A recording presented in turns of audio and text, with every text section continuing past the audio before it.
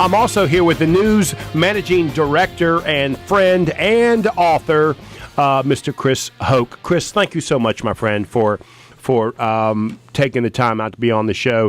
For those of you that don't know, he is actually managing the live television that is happening right now, also managing the video of the show, because we put it on the book and the tubes and the LinkedIn and all of that stuff as well, and telling Brian exactly how to make sure all of this should happen in between. And he is the co-host as well, and now we're going to talk to him. So, man, you are the company Factotum. Factotum, yeah. Factotum, yeah. Of course, we're out of time now. But I was going to say, if you'd stop talking, we'd get to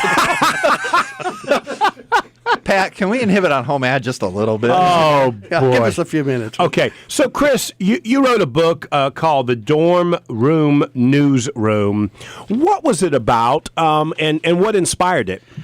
Oh, that's just a setup question with what inspired it. I'd always wanted to write a book, but you were the one who finally, not that I didn't feel I had it in me, I just wanted to make sure the timing was right. You said if Joe can do it, anybody can do it. It wasn't quite that. It was just you really made it seem like it was a worthwhile endeavor, and that the timing was right. I knew I could do it. I mean, I love to write, don't mind that at all. So that was where that came from. Always wanted to do it. But what is the book about? It is about doing news when I was in college. What folks, until this point, until the book, and we started running the commercials, of course, didn't know is that for a long period of time, my news came from my college dorm rooms, where I was sitting in college doing the news between classes and whatnot. And that's what's the start of the story, but it's also about the family here at the radio station. If you want to see the back end of how we've operated and grown, that's really there too. And so, all of my co-hosts have to bring on an article from the Google, and you decided to bring an article that you wrote, being the smart aleck person that you are, the big head that you are. You wrote your own article. Oh, stop. You know that you've had co-hosts do that before. I can think of at least two. Yeah, many, actually, my friend. So what's your article about, buddy? Okay, 5 news management takeaways from the Dorm Room Newsroom. So, okay. And really, you said you would be the judge of it, but I think I'm always going to be the judge of these articles coming from the Google. You got his slider ready to turn them off in case. Okay, Skippy's ready to go. So, but okay. These should apply elsewhere as well, pretty much for the most part, to any area of management. But for the news manager and for everybody else as well, I would encourage folks to think beyond a traditional framework to do more with less. So when you watch news on TV at night, or you're going to a radio station other than ours, of course, that is providing you with a news product, many are thinking in terms of kind of an old school, or the way it's been done for quite a while, in terms of they're sending a reporter. One reporter gets 1 or 2 stories a day, and that's it. Being a small station, we've been forced to really think outside of that box to say, okay, we've got more like 10 or 20 stories we got to do today. What can we do to make that happen? Now, that's, can be a little bit of an exaggeration, and obviously we're radio news, so it's a little bit simpler. But what I'm encouraging folks here is to really evaluate how they're using their reporters' time to be able to cover more stories. Because when you do watch the local news in Charlotte, there's many places where the local part is lacking. They're filling it with stuff from the AP, things they get out of Washington. It needs more local. Yeah, and that goes back to the thing we talked about in Wayne's article as well. Absolutely. Yeah. Okay. Next one. I think I stumped Joe. He didn't have much to say. I want to make sure you got enough time. He didn't understand it. I want to make sure you got enough time to get through these. All right. Next one here. I absolutely agree with you. I mean, you are are a hard time, Joe. That's what this is about. We'd love giving you. You are the poster child for that one right there. Absolutely. Okay. I mean, next one. You're dead on with that. I'm going to give you this. Exactly. That's what I was. How's that? Okay. Okay. Next one. The basics are important. This is exceptionally obvious with everybody saying fake news.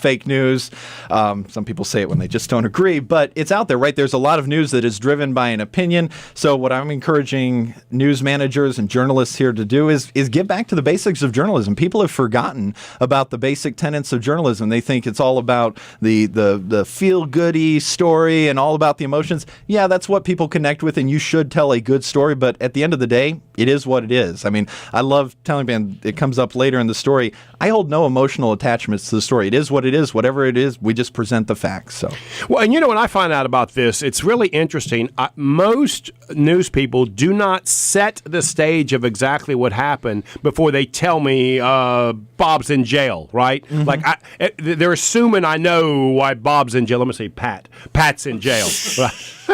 And so if you set that basic up, honestly, it also defines your being factual and correct when you're starting this, so I can be free to make my own opinion on that. I like that point. And that's actually the next article I'm writing for my website, and you can go look at my website in this article, chrishokemedia.com. chrishokemedia.com. Okay. But the next article I'm working on talks about just that, is how do you take that story that seems like it's the one that's like always coming up and make it more interesting, more relatable, but that's for a later date. Next thing, localism counts, and this goes for businesses as well. You were talking about it with Wayne's article. That local piece is so important. So many stations today, they get lazy and they rely on the filler content. When you see something from, it may be good stuff, but when you see something from the national level, they didn't have to produce that in-house most likely. They got it from somewhere, and that's one less thing they got to do.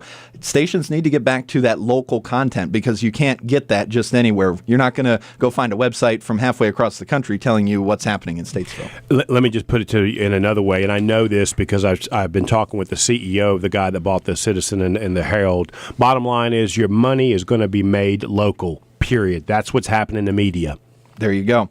Next one, your emotions don't have to ruin your fun or the product. I talked about the fact that when I do the news, I don't hold any emotional attachment to it. Too many and I'm no psychologist, but I think too many journalists let themselves get overly attached to the story and they get overly emotional about it. Yeah, we report on some really bad stuff, but you got to think of it kind of like a doctor or a paramedic. You got to have the empathy, but not get overly connected, because at the end of the day, I want to go home and forget about it pretty much.